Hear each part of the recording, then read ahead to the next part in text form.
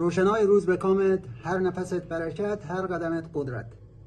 درود به استادکارای پردان.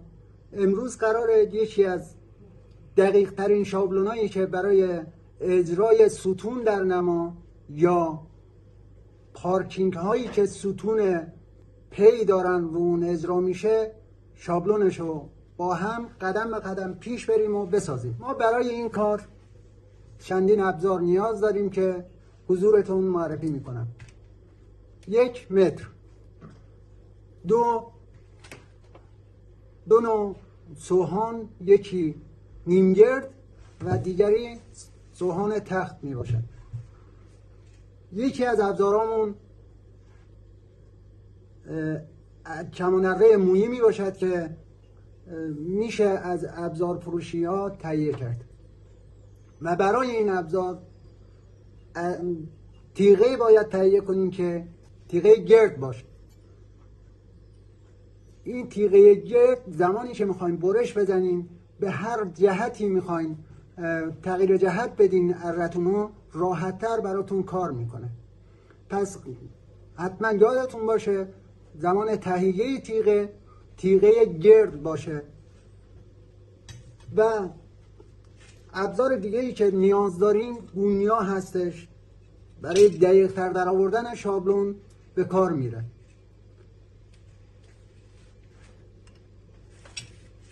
ما شروع میکنیم برای ساخت شابلون روی یک مقوا که پیش زمینه کارمون باشه و بتونیم اینو بذاریم روی یه دونه برق پلاستیکی یا کامپوزیت که با اون ابزار بتونیم کارمون رو اجرا کنیم.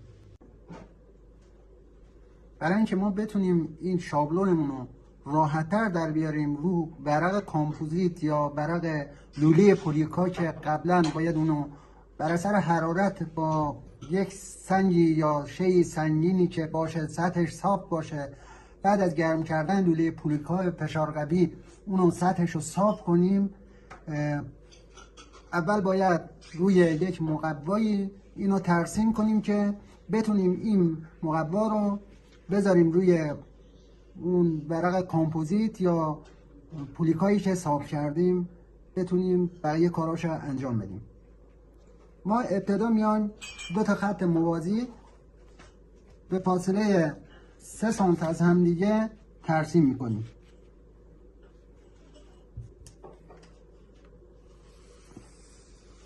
که من قبلا این کار رو انجام دادم تقریبا.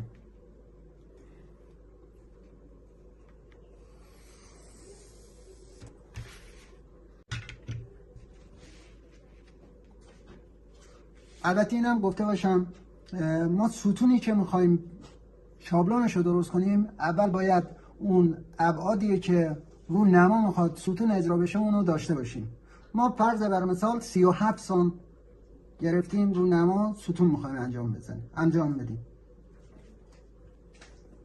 ما 37 سانت رو میایم رو این مقوایی که داریم پیش دستمون، این 37 سانت رو ترسیم میکنیم روی مقوا. از این 37 سانت حالت گونیاییش در میاریم. بعد از هر جهت ما 4 تا زل برامون باید باشه که هستش.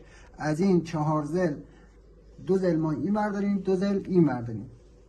از گوشه سمت چپمون 2 سانت و نیم میایم عقب‌تر و 2 سانت و نیم به سمت پایین علامت میزنیم. این سمت هم دوباره همین کار رو انجام میدیم. 2 سانت و نیم به این سمت، 2 سانت و نیم به سمت داخل. این 2 سانت و نیم رو با خطکش دوباره به هم میایم وصل میکنیم. یه حالت مربع بهمون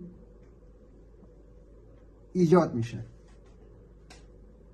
بعد از اینکه این کار رو انجام دادیم، ما نیم سانت از این قسمت، نیم سانت از این قسمت میایم به سمت جلو.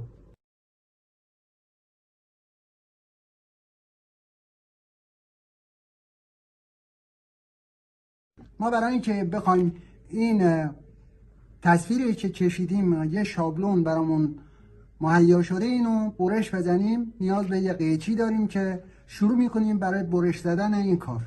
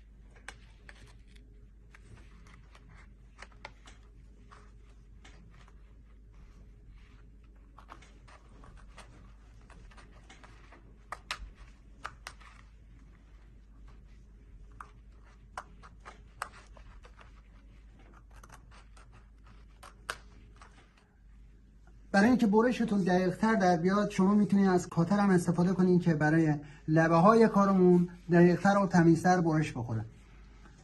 و یه مطلب دیگه که میخواستم عرض کنم خدمت شما، برای اینکه ما شمشه میبندیم برای اجرای ستون رو نما، باید 2 تا شمشگیر داشته باشیم که این شمشگیرها رو از لبه های کارمون به اندازه 2 سانت میایم عقب‌تر خط کشی میکنیم.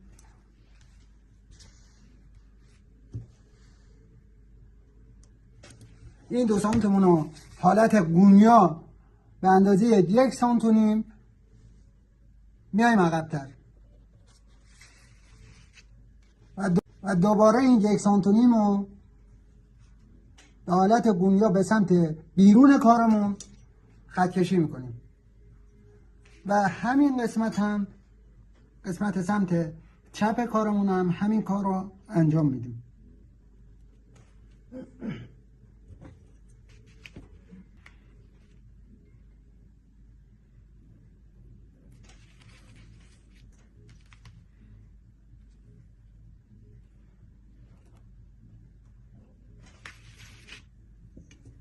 و دوباره اینجا رو برش میزنیم.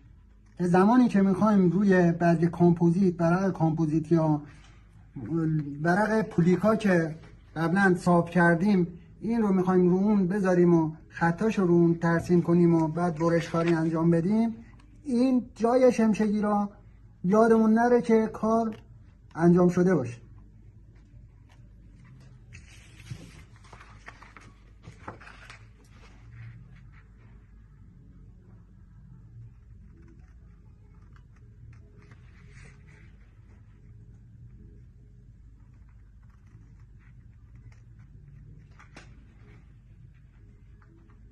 از اینکه تا اینجای ویدیو با ما همراه بودین سپاسگزارم. لایک و کامنت و سابسکرایب یادتون نره.